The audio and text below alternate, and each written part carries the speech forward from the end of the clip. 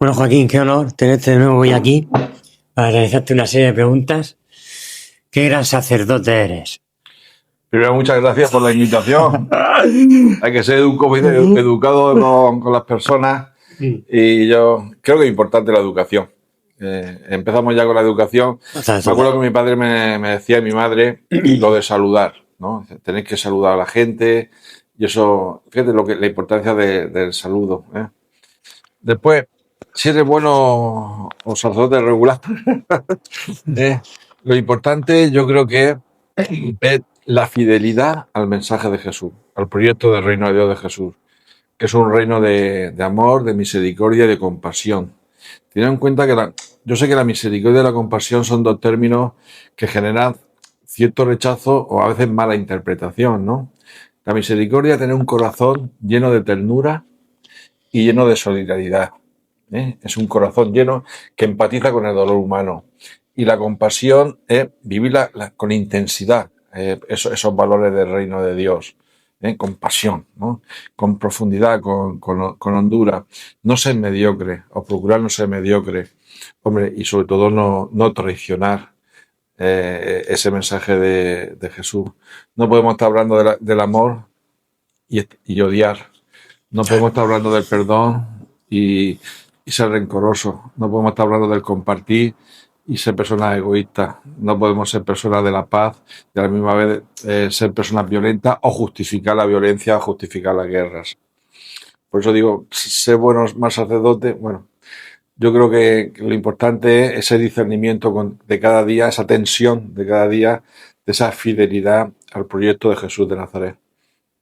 El proyecto de Jesús basado en todo al final en el amor, ¿no? Sí, en Dios amor. Quiero decir, cuando es una palabra que, fíjate, cuando utilizamos la palabra amor, algunos ya te dicen, ya estamos, ya es una humilía, ya estamos con el tonteo del amor, ¿no? Como aquí en la vida lo importante es la fuerza, Sí. Lo importante es la determinación, lo importante es vencer al final, imponer, tener éxito en la vida, sin tener en cuenta los medios que uno pueda utilizar. Vivimos en la cultura de que al final el fin justifica los medios. Nosotros defendemos esa cultura del amor. El amor es muy importante.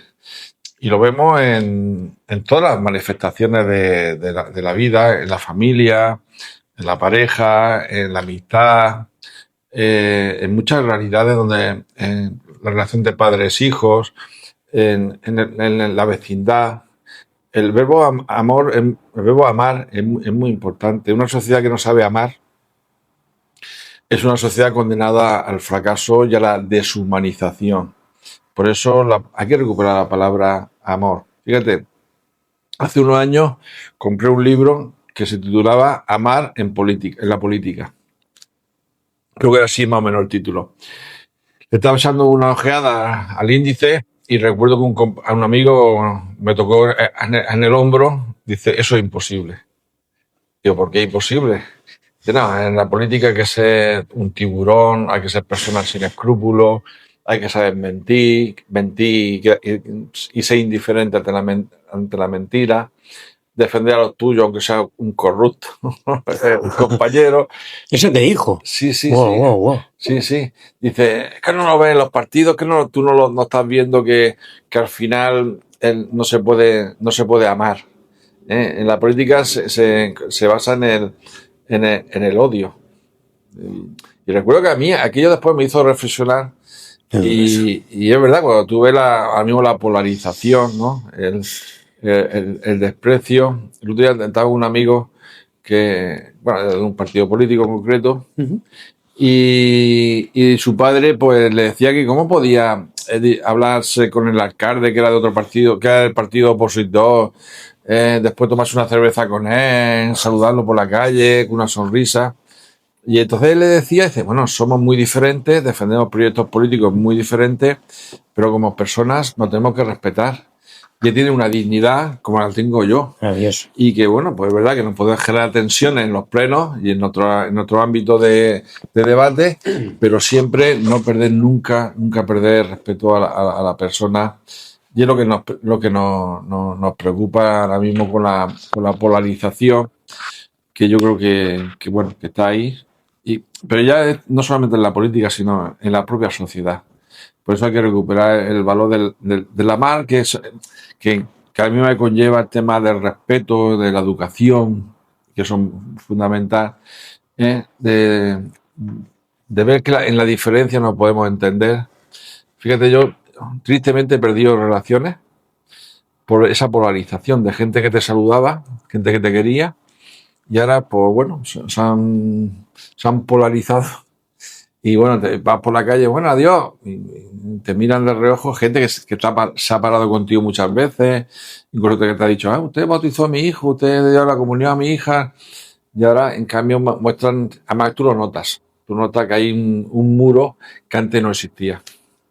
¿Y eso por qué? ¿A qué se debe eso? Por la ideología, es que decía ahora mismo, pues, claro. Que decir, tú, por ejemplo, tú defiendes el tema de la acogida de las personas migrantes, que decir, tú dices, bueno, mire usted, quien cometa un delito es la persona quien lo comete y que tiene que asumir las consecuencias y la responsabilidad del delito es esa persona en concreto, no el colectivo. Por tanto, eso estaríamos hablando ya de racismo y de xenofobia. Lo que digo, lo mío es que si uno realiza una acción heroica, se juega la vida, por que hemos visto a algunas personas migrantes, yo no lo puedo decir que todos los inmigrantes son personas heroicas que se juegan la vida por los demás. Puedo decir que esa persona en concreto sí lo ha hecho, ¿no? Y bueno, pues entonces, por ejemplo, ese tema ya genera ya una polarización muy grande, ¿no? Incluso a raíz de Cataluña, de referéndum, se genera una polarización también, ¿no? Y en política, si es de derecha, si es de izquierda, y eso a mí te preocupa porque eso yo no lo percibía antes. Percibía la diferencia, pero tú podías hablar perfectamente y a veces nos enfadábamos, teníamos las tensiones normales, ¿no?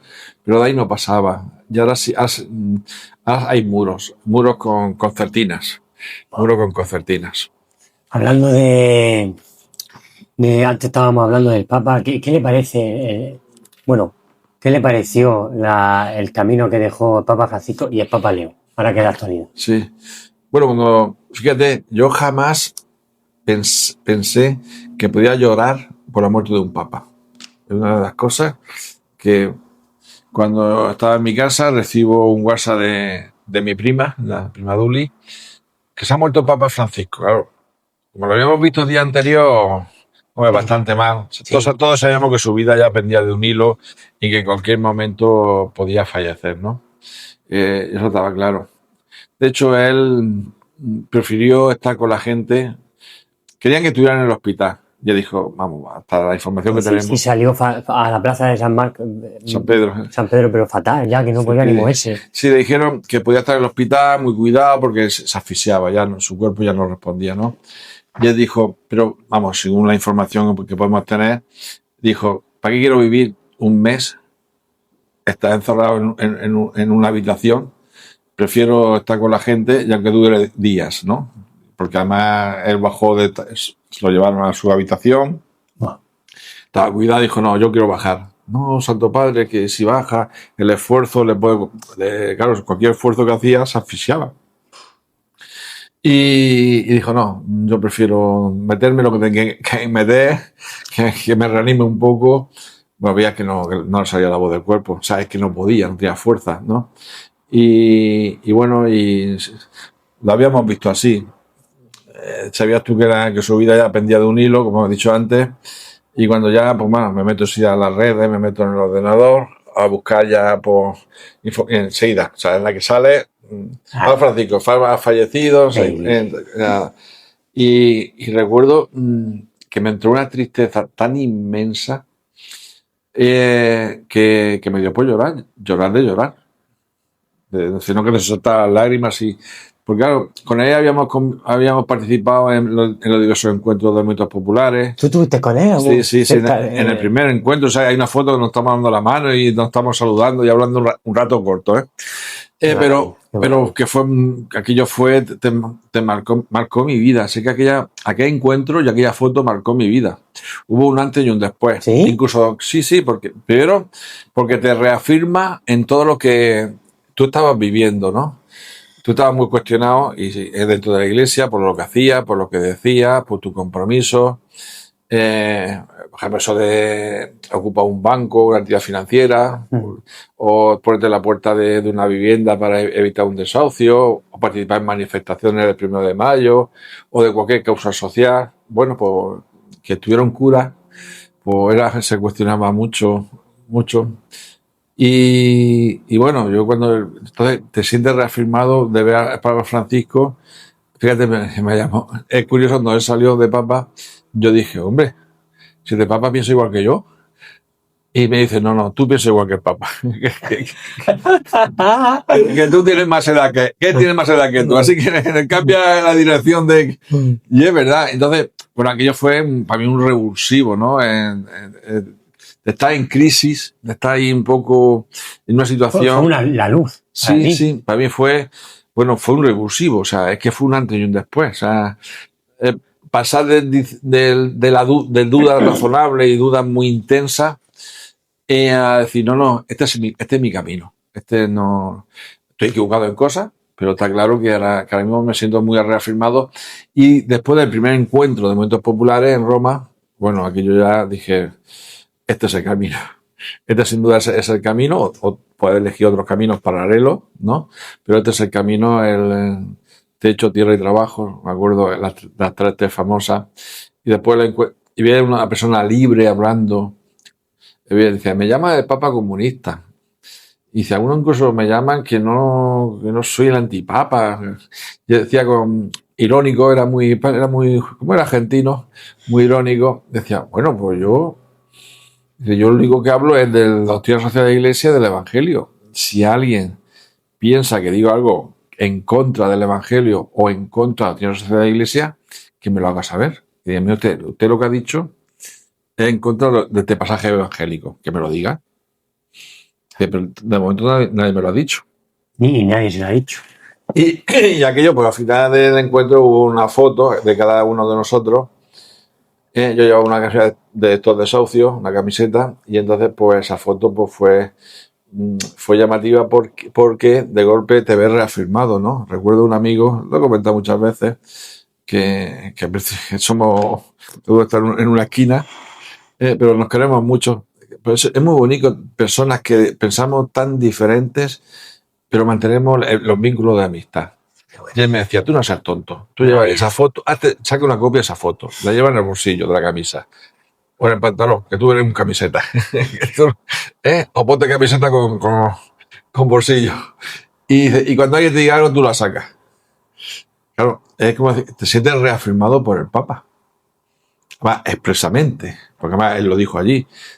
Os lleváis la foto de cada Momento Popular, que llevábamos nuestras camisetas, nuestros símbolos, nuestros mensajes, nuestro eslogan, y decirle que el Papa os apoya, que el Papa está con vosotros y vosotras. Y aquello fue para mí un cambio impresionante. Emotivo, te emocionaría. Sí, bueno, aquello estábamos nerviosísimos cuando lo vimos entrar. Bueno, parecía un sueño, no te lo creías. Es decir, que me voy a encontrar con Francisco, además en la cercanía. Porque y lo poco que te hablaste, que te acuerdas. Bueno, ¿te acuerdas? Sí. Nada, pues lo saludé, dije que era un hombre de esperanza, que un hombre que había abierto camino. Él miró la camiseta.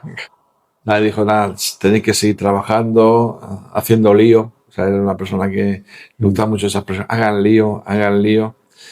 Nada, y bien, y dije, bueno, pues seguimos trabajando por el reino de Dios. Venga, adelante. Y muy bien, o sea, fue no hace falta más para que No. Y en la mirada, o sea, era la mirada y la mano, ¿no? El coger la... Transmitía paz, transmitía serenidad, ¿no? Sí, y además reafirmación.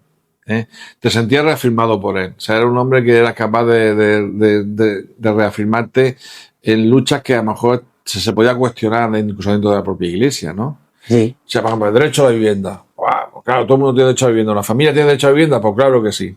Pero cuando bajamos abajo, cuando tocamos tierra, viene el conflicto. Viene el conflicto. Eso, hablamos de la misericordia, de la justicia social, pero cuando tocamos tierra, en situaciones donde hay personajes, donde hay realidades, donde hay situaciones, donde hay instituciones. Ahí está. Entonces, ya el conflicto es muy grande. Y el Papa Francisco nos enseñó a tocar tierra. Y claro, yo por eso cuando él murió, yo lo echo de menos. Yo cuando lo veo en los vídeos, que de vez en cuando, y los mensajes, siento tristeza, ¿no?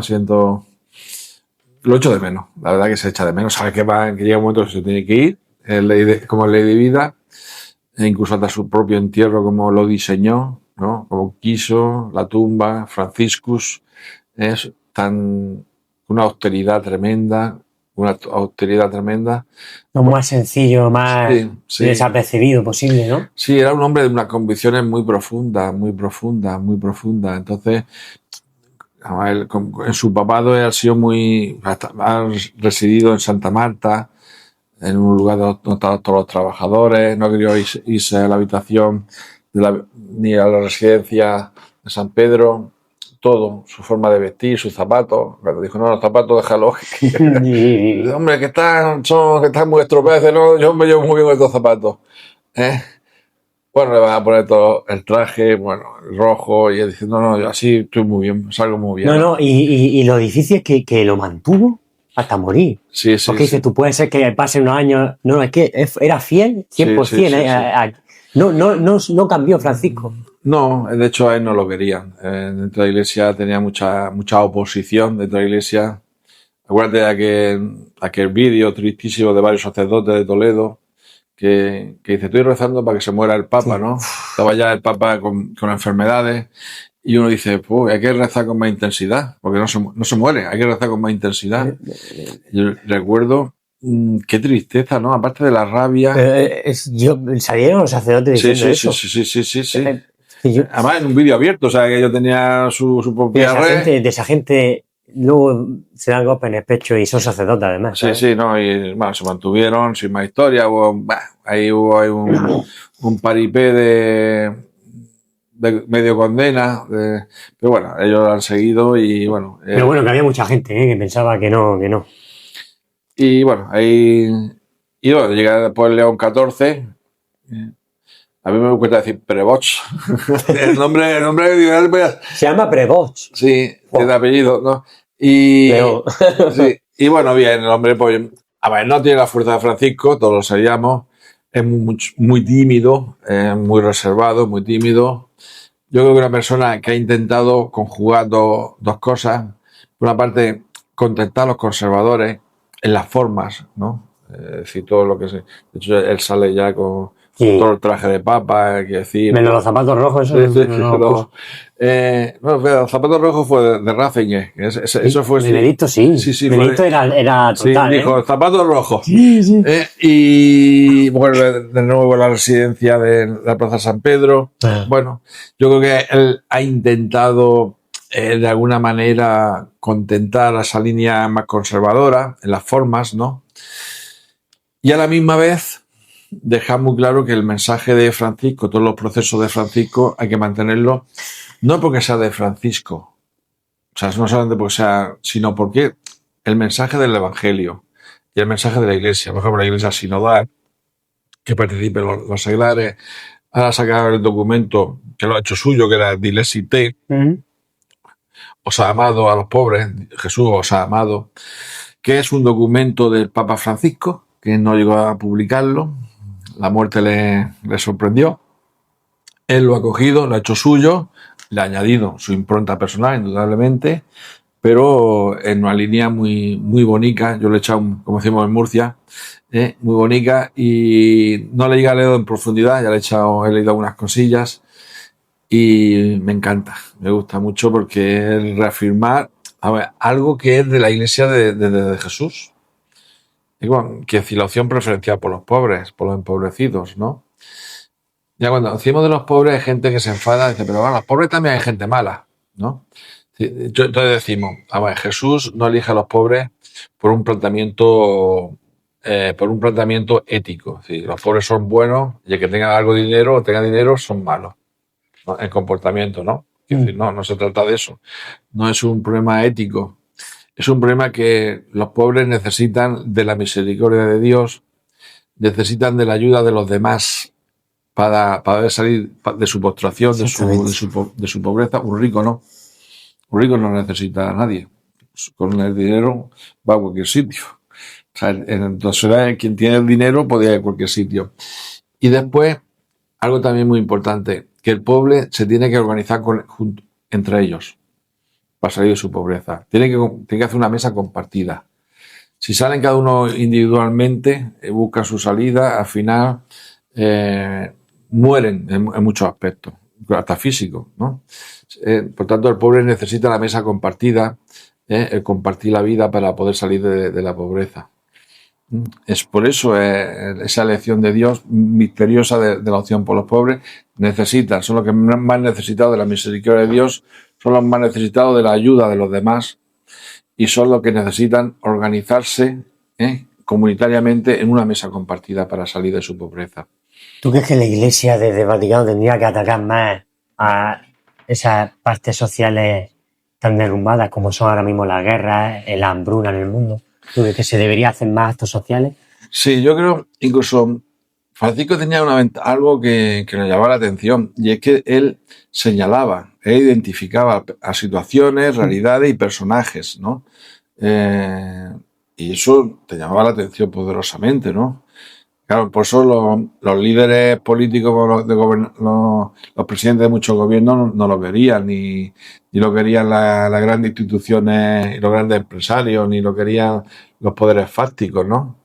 Económicos, la élite financiera, económica y sociales, no lo querían, porque era capaz de señalar. Él no hablaba en genérico, ¿no? Por ejemplo, con el tema de la migración, las personas refugiadas, ese va a Lampedusa, una zona que estaba llegando personas migrantes y personas refugiadas huyendo de la guerra, y como dice, vergüenza, cómo se deja que muera esta gente en el Mediterráneo. Es decir, era un hombre que él dice que este sistema social y económico mata, que esta economía mata. O sea, jamás nadie lo ha dicho. Y Francisco lo dijo creo que fue en el tercer encuentro de Momentos Populares, que fue otra vez a Roma, nos dejó, pero que estábamos allí presentes, que lo estábamos oyendo, nos mirábamos uno a otro, ha dicho que este sistema mata, sí. La idolatría del dinero. Mira que yo he leído libros de sociólogos de izquierda y anticapitalistas, pero con esa tranquilidad y esa convicción, este sistema económico mata, asesina a personas. Pues realmente, pues claro, él señalaba. Entonces, claro, no lo quiere. León XIV, pues está más diluido, está más, te comentaba fuera de micrófono, tomando café, te decía cuando a él le preguntan, entonces, ¿usted considera que hay genocidio en Gaza? Y él responde con una evasión, afirmación, pero no lo dice claramente. Bueno, cada vez más gente que utiliza este término para describir lo que está ocurriendo en Gaza.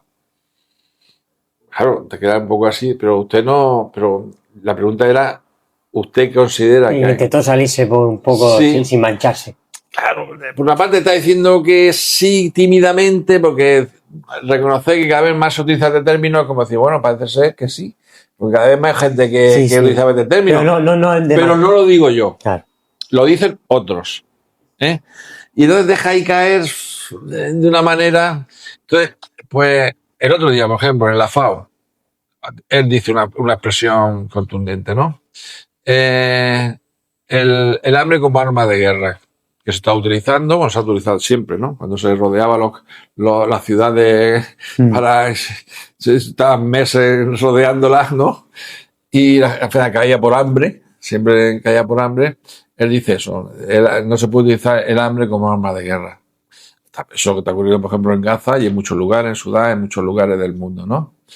Y claro, uno se siente, dice, sí, pero lástima que no sea capaz de tocar tierra. de poner ejemplos, es decir, como está ocurriendo en Gaza, como está ocurriendo en Sudán, como está ocurriendo mucho, o sea, que ponga ejemplos.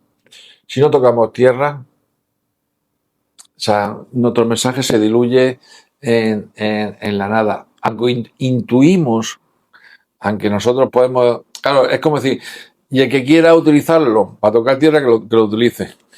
No sé si me explico. Sí. O sea, yo puedo decir, el Papa ha dicho que el hambre no se puede utilizar como arma de guerra.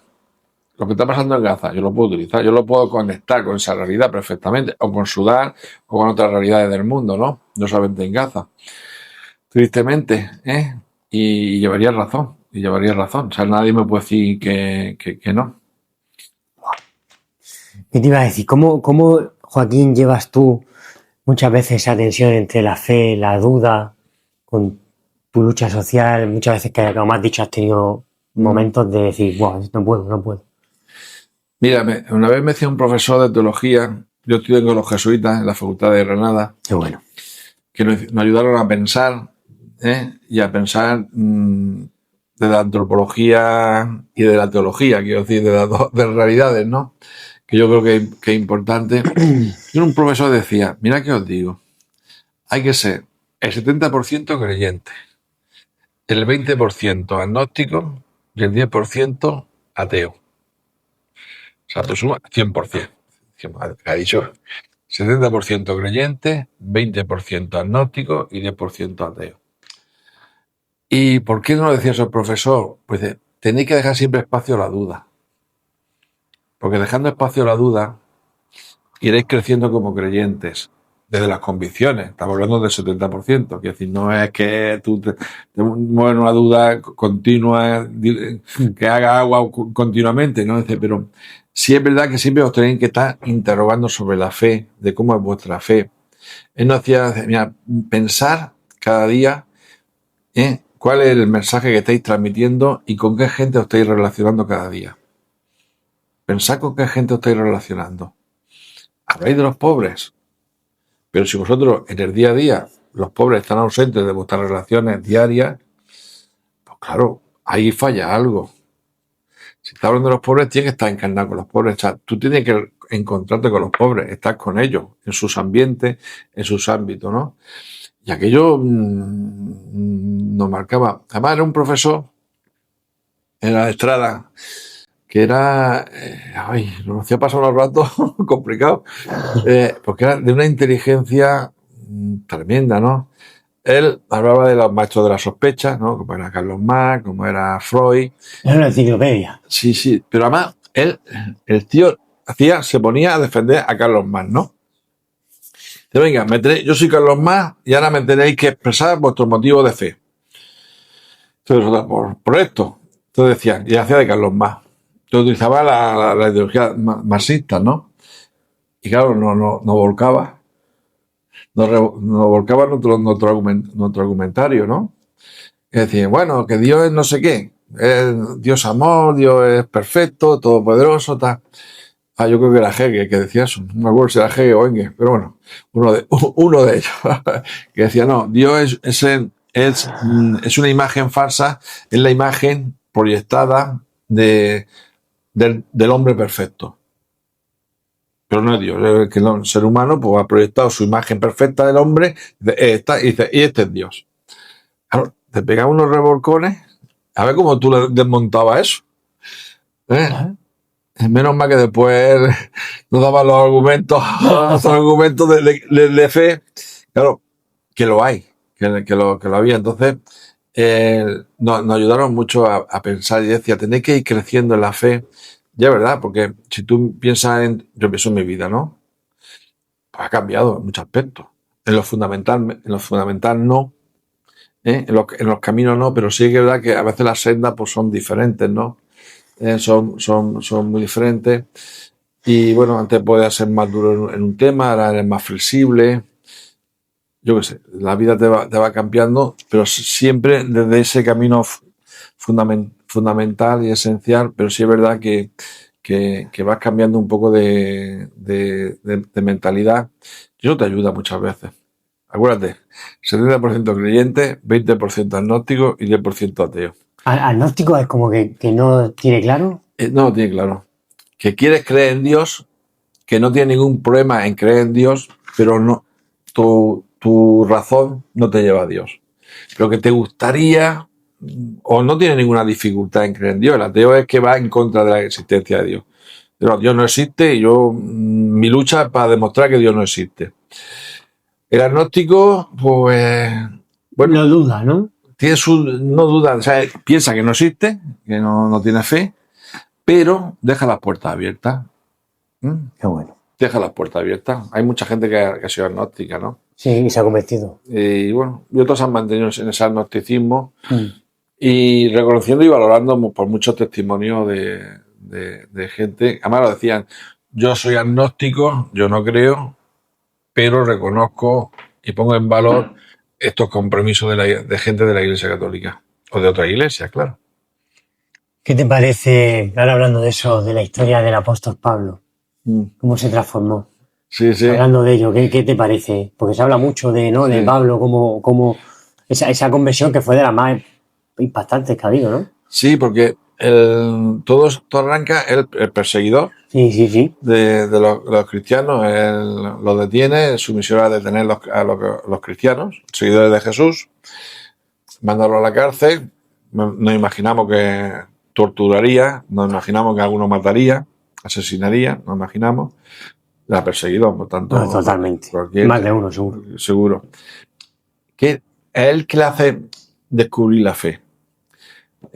La actitud de los creyentes ante la muerte. No renuncian a la fe. Entonces él va viendo, va experimentando en eso que él persigue, la actitud, que no siente rencor, que no siente odio, que no utiliza la no violencia. Y Pablo se queda en estado de shock. Dice, uy, aquí hay algo que esto no puede ser. O sea, no huyen, se enfrentan a mí, pero se enfrentan a la no violencia, no muestran rencor, no renuncian a su fe por decir, no, yo no soy, yo no creo, esto es mentira, esto, cualquiera, ¿no? En cambio, como él, en general, él ve una actitud de los creyentes que le impacta de tal manera que le hace convertir. Y él lo expresa en el famoso caballo, que va a caballo y se cae, ¿no? Que aparece Dios y le pega un rayo y lo fulmina, ¿no? O sea, él expresa ese sentimiento, esa fuerza de los creyentes, lo expresa de esa manera tan imponente, ¿no? Tan imponente del caballo, el caballo de Pablo, ¿no? Y como Pablo, ante esa conversión, claro, él viene de una cultura muy, muy concreta, muy abierta, y entiende que el cristianismo es un gran valor, es un gran tesoro que no se puede quedar solamente en Palestina, en ese mundo, ¿no? Y aquí hay que romper fronteras. Y que la fe tiene una esencia y que en el mundo judío, el mundo de las tradiciones, pues bueno, se entiende en el mundo judío, pero fuera de ahí no. El tema de la circuncisión, otros temas, ¿no?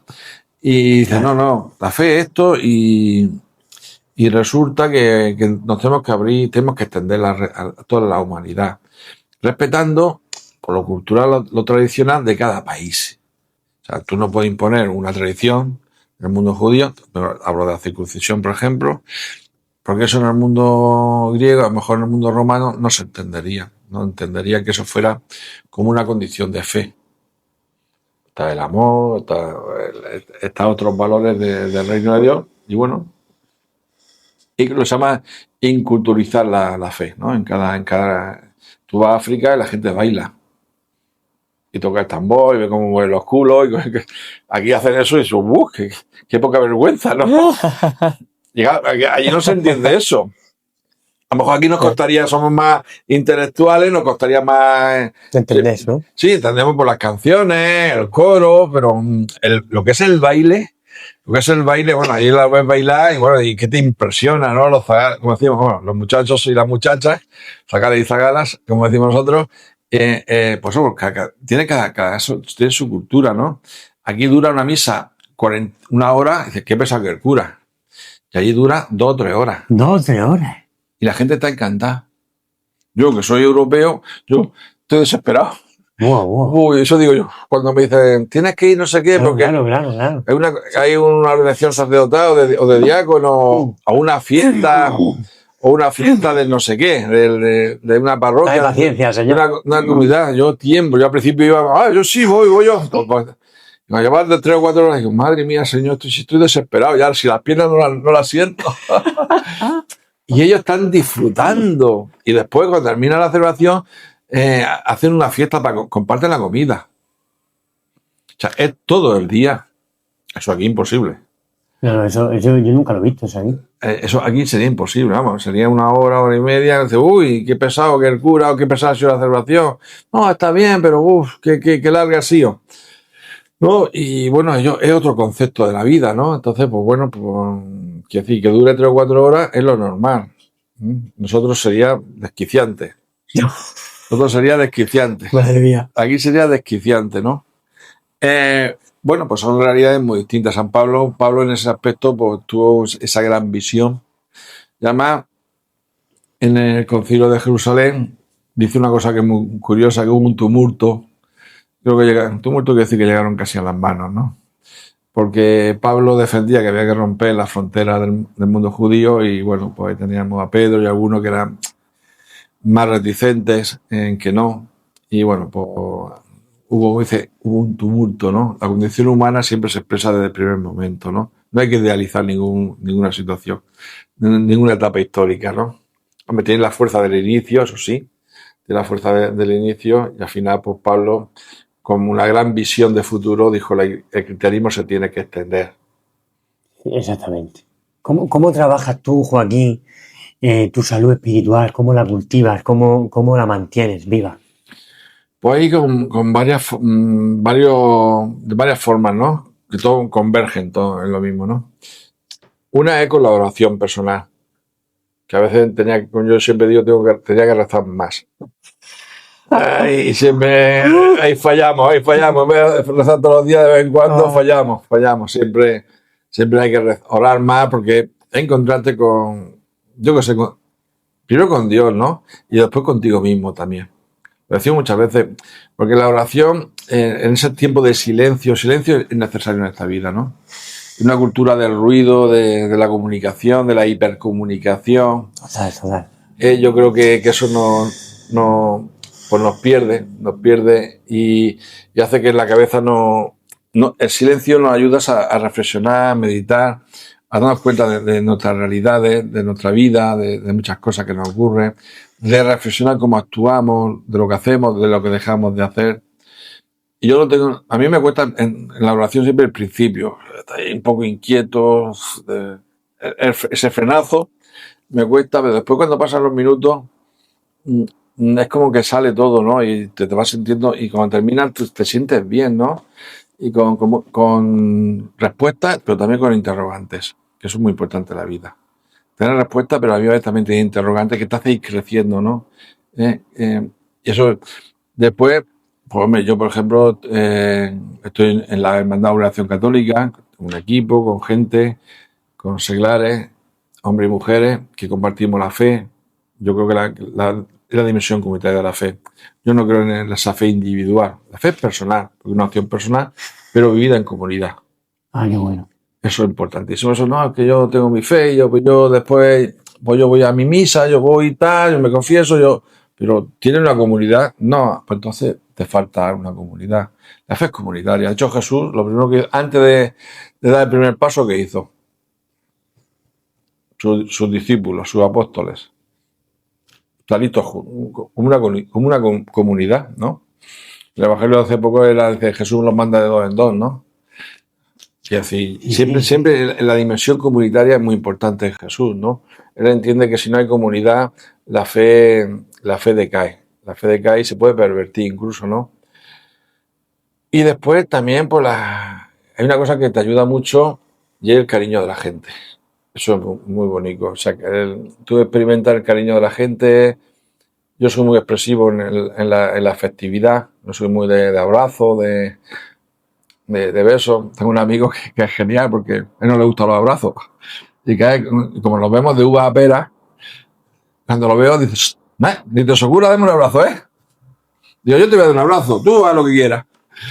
Y no, pero se deja, que no hay ningún problema. No, yo creo que eso es muy, que bueno, porque cada uno tenemos otra forma de expresar nuestros sentimientos, nuestra afectividad. Y el cariño a la gente es importantísimo. Si tú no sientes el cariño a la gente y tú quieres a la gente, o sea, es recíproco, evidentemente. Y después también el compartir la vida con el mundo de los empobrecidos. A mí la gente que al final también forman parte de tu amistad. Los empobrecidos no son los que tú, a ver, los usuarios, las usuarias, beneficiarios, el que tú te dedicas no, que forman parte de tu vida, que tú entras en el corazón de ellos, de su vida, y ellos entran en tu corazón. Forman parte ya de tu vida. Ese sufrimiento de la gente que tú también quieres, también te ayudas a seguir. Yo muchas veces digo que no puedo perder la esperanza. Cuando tú ves a las personas refugiadas en los campos, en estos campos que cuando venían en tantos lugares del mundo de personas refugiadas, dices, yo no puedo perder la fe. Si veo que ellos como luchan por sus hijos, por ese bienestar, ¿qué derecho tengo yo a perder la fe? A perder la esperanza. No tengo ningún derecho. No, yo ya estoy cansado de luchar, esto no hay manera, esto no se reactiva, Joaquín, siempre somos lo mismo, cada vez somos menos, eso se dice mucho. Parece que la gente tiene otros valores ahora mismo, ¿no? Las redes sociales, la indiferencia social, incluso hasta se legitima comportamientos que imposibles desde la fe. Y bueno, yo creo que es importante el hecho de que las personas pues nos queramos. Yo en ese sentido me ayuda mucho, estoy muy contento porque en los momentos de fraqueza la gente dice, te veo serio, te veo preocupado. No, yo voy a contar una anécdota que a mí me vino muy bien, que estaba yo lo cuento tantas veces, que a veces me ha pasado, pero bueno, esta vez fue muy bonita. Estaba en un bar tomando un café con leche, yo soy de café con leche. Y estaba serio, estaba preocupado, la verdad que estaba porque no encontrábamos una reacción ciudadana importante. Y la persona que estaba allí en el bar, que me conoce, decía, padre, lo veo usted muy serio. Digo, no, que yo lo vi así, el hombre preocupado también. Digo, no, es que mira que no hay manera de que avancemos en algunos temas, cuesta mucho. Y se va así mirando el hombre y me dice, pues mire usted, si no fueran personas como ustedes, este mundo sería peor. La mía aquello me hizo pensar. Es verdad que a veces tú no solucionas muchas cosas, pero sí que frena muchas cosas, ¿no? Y eso también creo que es importante en la vida. Qué grande, qué grande. Qué importante es ese sacramento de la confesión y la Eucaristía, Joaquín. El tema de la confesión, yo lo llamo, también se llama de reconciliación. Me gusta más la palabra reconciliación. Es reconocer nuestros pecados, nuestros errores y nuestras contradicciones.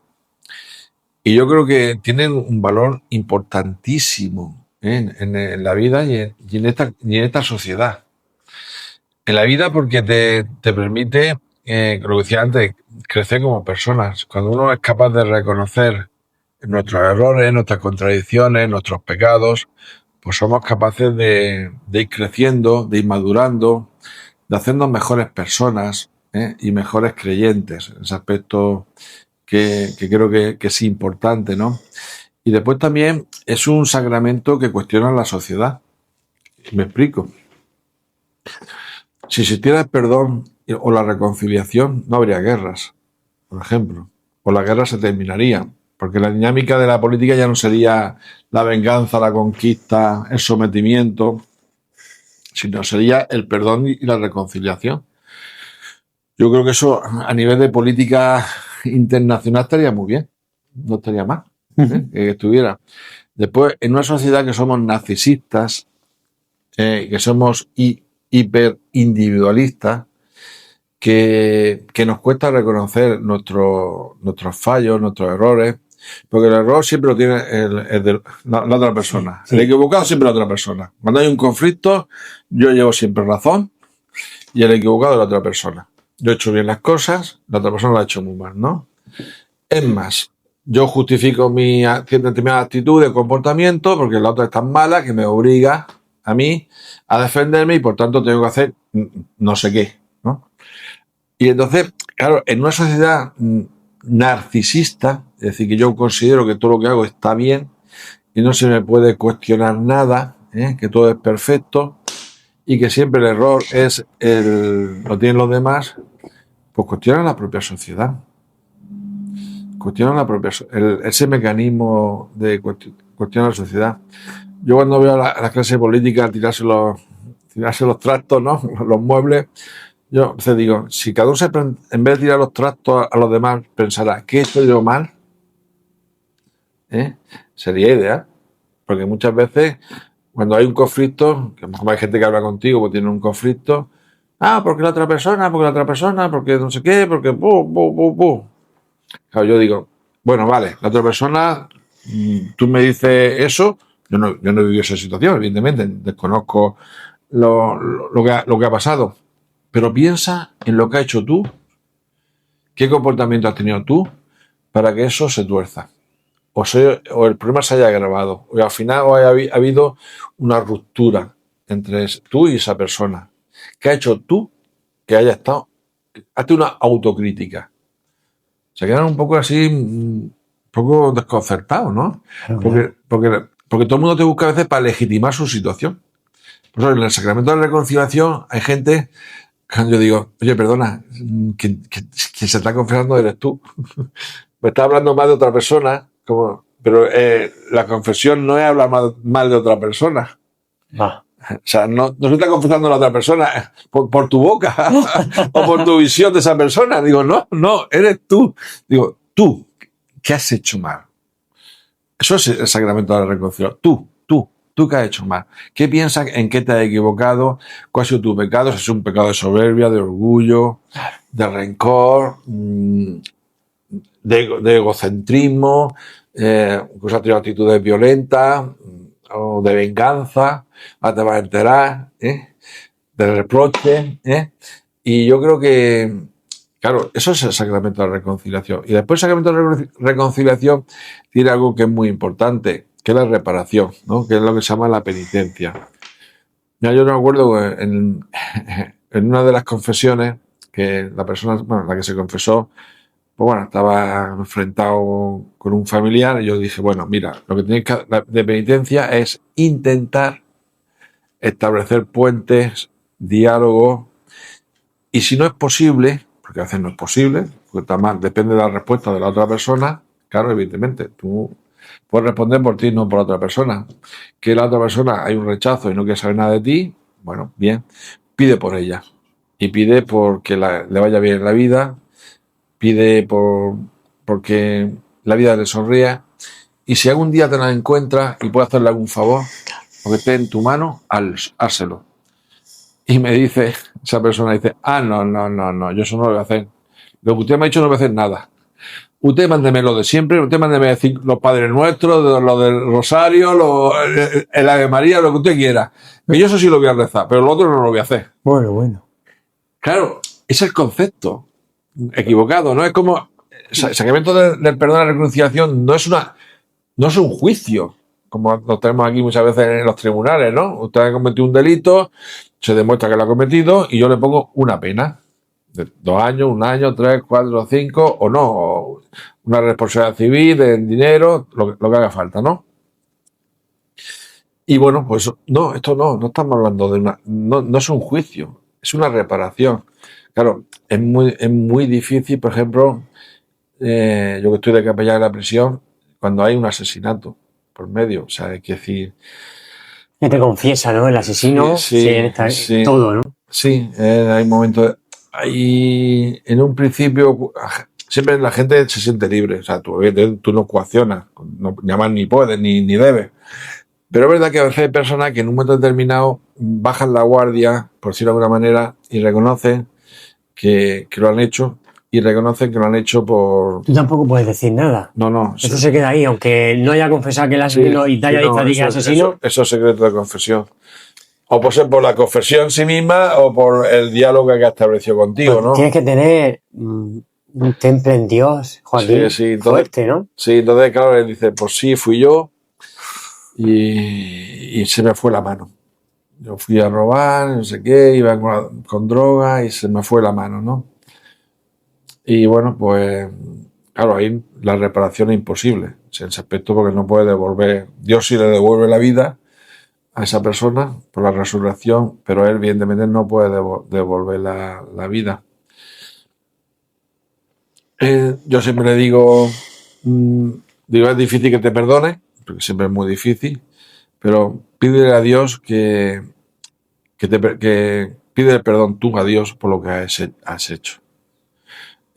Y tu vida cuando aquí en la cárcel, que sea un comportamiento pues de compañerismo, de cambio, no sé, de modificación de comportamiento, de conducta, y el día que salga que tu vida sea una vida de hacer el bien.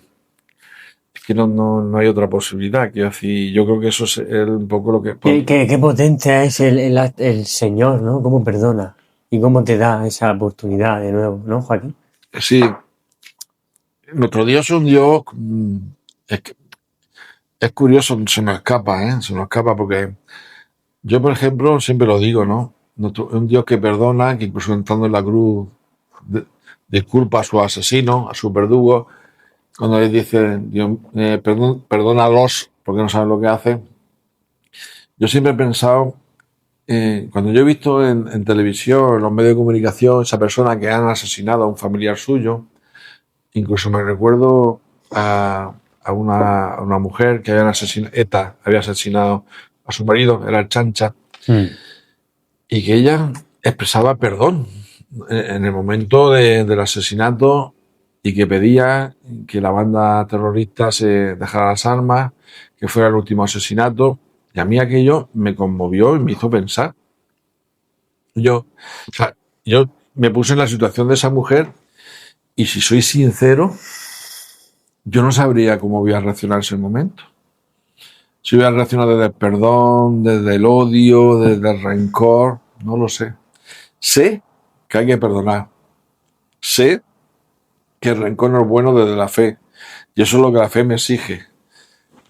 También sé que yo no sabría en ese momento cómo había reaccionado.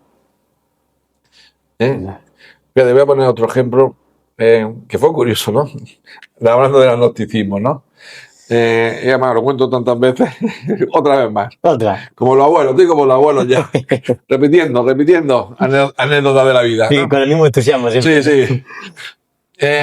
Estaba pasando con un amigo que es agnóstico y me dice, bueno, empezaba la misa, digo, oye, me tengo que dejar. Claro, yo como agnóstico sabía que no iba a entrar a la iglesia. Digo, mira, aquí hay un bar, por aquí hay un jardín, por si nos vemos dentro de una hora, ¿no? Ajá. Que voy a empezar la misa y después pues, estaré un rato con la gente y después nos vemos. Y te vale. Y me dice, ¿pero yo puedo entrar a la misa? Digo, hombre, pues claro que sí. Nadie te va a pedir el carnet ni te va a hacer un interrogatorio en la puerta a ver cuál es tu motivación. Tú entras. Dice, vale. Y él entró, bueno, pues se terminó la misa, se salió y yo me reencuentro con él. Y él me dice, así, dice, oye, ¿te puedo hacer una pregunta? Y yo, pues claro que sí. Claro, yo empecé ya a movilizar mis argumentos teológicos, porque digo, este me va a preguntar sobre Dios, sobre la Virgen, sobre yo qué sé. Voy a estar preparado, yo sé, inconscientemente reactivé toda la argumentación teológica preparada, ¿no? La puse en primera línea, como los robots, activa. Y me dice, oye, ¿todo lo que has dicho en la homilía, tú lo haces? Claro, digo, ¿cómo? Y dice, sí, es que como habla con tanta seguridad, con tanta asertividad, digo, pues sé que Joaquín lo hace. Me descolocó. Me descolocó totalmente. Claro, me quedé así unos segundos en estado de shock y dije, no, mira, vamos a ver, yo te explico. Digo, en la homilía nosotros no nos predicamos a nosotros mismos. Nosotros predicamos a Jesús, la palabra de Dios, lo que dice el Evangelio. Es verdad que lo que estamos diciendo, pues de alguna manera, nosotros nos desdoblamos. Es decir, estás predicando, pero te pones también en el banco con la gente. Porque lo que estás diciendo también te tiene que servir a ti. Sí. Aunque tú a lo mejor luego no llevas a la práctica. Claro, yo le puse el ejemplo, por ejemplo, del perdón, rencor. A lo mejor yo estoy hablando del perdón y después yo estoy viviendo ese momento una situación con alguien y no lo perdono. Pero yo tengo que hablar del perdón y tengo que decir que hay que perdonar y, bueno, dar el argumento de la palabra de Dios, del Evangelio. Y es verdad que de alguna manera, como tú eres que estás predicando, tiene un plus de responsabilidad, de exigencia, de coherencia con lo que estás diciendo. Digo, no, y yo digo, hombre, está claro que dejo mucho que desear en lo que digo y después lo que hago ahí. Bueno, eso sí, digo, lo importante es darse cuenta en la incoherencia, lo decíamos antes de la incoherencia y las contradicciones que tenemos y nuestros pecados, porque eso es importantísimo. Y él me dice, vale. Vale. No, estaba pensando él, ¿no? Sí, estaba, claro, él no había... Yo, yo estaría en mi papel ahí haciendo afirmaciones porque no sé qué, porque hay que hacerlo así, porque no sé cuándo, no sé qué, con tanta seguridad. Me dice, uy, pues si lo habla así con esa falta de humildad. Y a mí me enseñó en ese día que había que hablar con cierta humildad, en la humilía. Y por eso yo de vez en cuando añado una coletilla.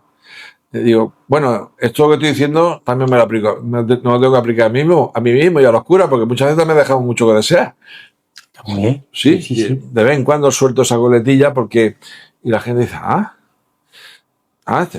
te hace sí, un porque feligrés, no pensáis que lo que yo estoy diciendo ahora mismo, que a mí también me cuesta, que yo cuando digo esto, no penséis que yo lo digo porque yo lo cumpla. Que intento en la medida de lo posible. Una cosa sí, otras no, sino porque nuestro Dios nos dice esto y nos pide sin amenazas, pero sí con exigencia, estos comportamientos y estos valores desde el proyecto del reino de Dios. ¿Y qué piensas de lo importante que es y de lo sagrado el cuerpo de Cristo, tomar la consagración? La Eucaristía, para nosotros la Eucaristía es un sacramento importantísimo porque ahí es donde vivimos la fe y la vida. Eso es muy importante, donde converge la fe y nuestra vida, ¿no? Fíjate que cuando, por la estructura de la Eucaristía, primero el saludo, ¿no? Famoso el nombre del Padre, Sí. Padre Madre incluso, del Hijo y del Espíritu Santo, y a continuación viene el perdón. O sea, es lo que primero que viene en la Eucaristía, el perdón. Antes de comenzar esta Eucaristía, vamos a pedir perdón por nuestros pecados, ¿no? Es verdad que a lo mejor, en función de los textos evangélicos, las acciones de perdón Un poco allá, ¿no? sintonizan, pero siempre es bueno dejar 2 o 3 minutos en silencio. Yo no lo suelo hacer con mucha frecuencia. Yo casi siempre las misas van muy rápido, Sí, no te dan pausa para... Sí, que se lea, roguemos, perdón, Señor ten piedad, o Cristo ten piedad, y dejado 3 minutos para que cada uno piense en sus pecados. Yo creo que tú llevas mucha razón. O sea, yo lo he hecho en falta, muchas veces. No hay espacio de silencio, ¿no? Que no tenga tiempo ni pensar qué pecado, qué ha fallado, ¿no? Por las veces no sé qué, Señor ten piedad, por las veces no sé cuándo, Cristo ten piedad, Señor ten piedad. Dios mantenga misericordia de nosotros, perdón los pecados y la vida eterna. Y dice, bueno, seguimos, a la gloria. Claro, no te da tiempo, no. Sí, entonces, fíjate que ya de entrada viene la acción de perdón, ¿no? Que son muy importantes. Y después viene, pues, la palabra de Dios, la reflexión, la homilía, que debe ser compartida, que debe ser espacio también. Hay que buscar fórmulas que la gente pueda participar, que yo creo que es muy importante. La gente se aburre porque yo mismo lo noto, que es que los curas decimos el 90 y tanto % de la misa lo hacemos nosotros. O sea, hablamos nosotros. Sí. A no ser que haya un coro y ya entre el cura y el coro se lo comen todo el tiempo, ¿no? Pero bueno, y el resto de participación es leer, ¿no? Por leer la primera lectura, el salmo, la segunda lectura si es domingo, fiesta y las peticiones, ¿no?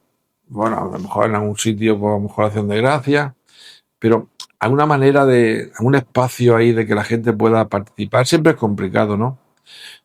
Yo una vez lo hice en la parroquia, en los pupitres, Nuestra Señora de Asunción, y tuve que cortar porque había gente que se enrollaba mucho. Había gente que...